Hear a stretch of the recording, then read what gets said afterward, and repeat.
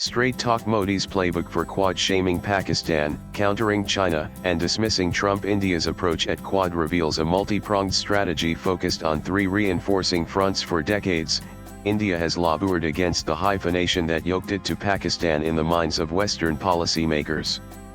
After all, such hyphenation often resulted in frustratingly balanced calls for restraint on both sides following terror attacks that were planned, sponsored, and launched from Pakistani soil.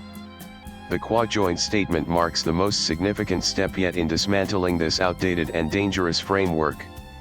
In what should be considered a landmark diplomatic outcome for New Delhi, the statement unequivocally condemns all acts of terrorism, including cross-border terrorism. This specific phrase has long been a cornerstone of Indian diplomatic lexicon.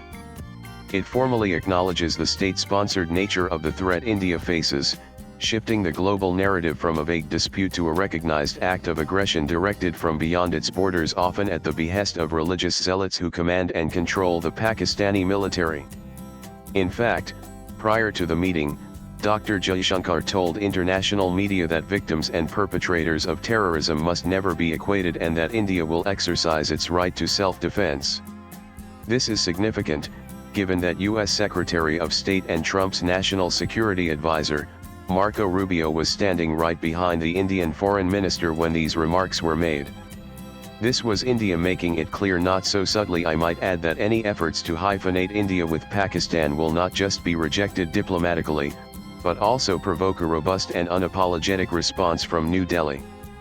In other words, India has drawn a red line. There should be no equivalence between a nation battling cross-border terrorism and the one perpetuating it.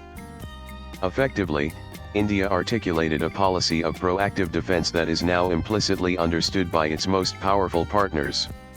While successfully confronting its immediate threats, India has not lost sight of the larger strategic picture. The primary mandate of the Quad has always been the Indo-Pacific and keeping it free and open.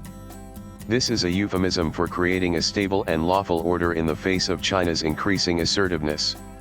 The statement voices strong opposition to any unilateral actions that seek to change the status quo by force or coercion, and details serious concern about the situation in the East China Sea and South China Sea. It has condemned China's dangerous and provocative actions, including the use of maritime militia vessels and interference with offshore resource development.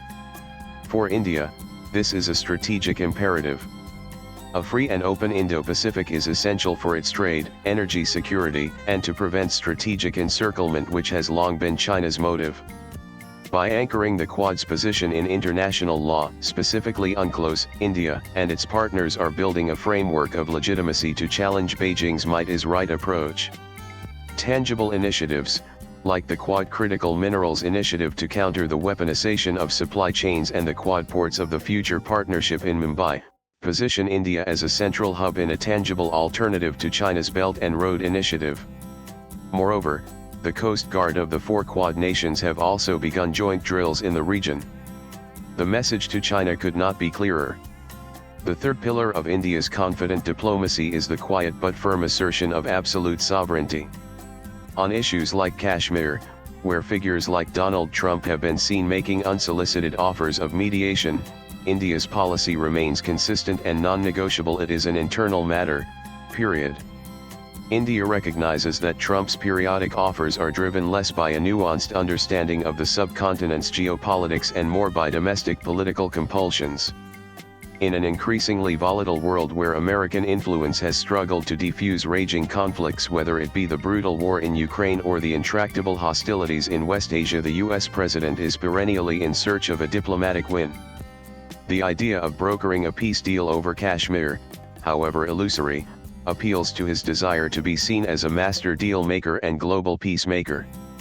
India's calm and consistent dismissal of such overtures is a sign of its diplomatic maturity.